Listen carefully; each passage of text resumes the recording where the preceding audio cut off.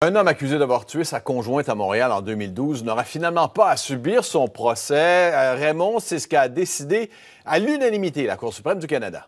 Oui, effectivement, Richard, le plus haut tribunal du pays aujourd'hui avec cette décision qui se trouve finalement à reconfirmer le principe de l'arrêt Jordan, cette décision qui, il y a quelques années, a établi des règles très, très claires en matière de durée des procédures judiciaires.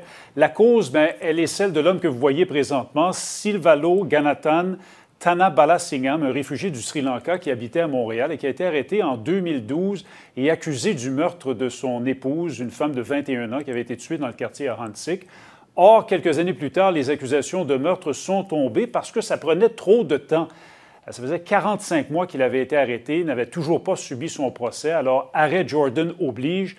Il a été libéré puis déporté vers son pays natal, le Sri Lanka. Mais malgré ça, la couronne voulait quand même qu'il subisse un procès. C'est allé jusque devant le plus haut tribunal du pays. Voilà que ce matin, dans une décision unanime, la Cour suprême du Canada a dit non. Maximum, selon l'arrêt Jordan, 30 mois pour les procédures judiciaires, donc pas de procès pour cet homme. Et ça, selon l'ex-juge Nicole Gibault, à qui nous avons parlé un peu plus tôt aujourd'hui, c'est un message, un rappel important pour toute la communauté juridique au Canada.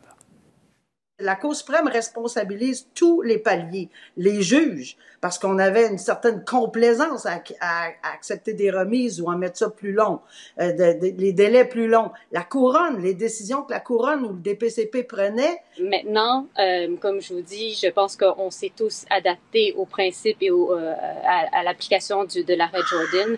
Et comme je vous dis, il y a très peu de requêtes Jordan qui sont accordées en ce moment au Québec.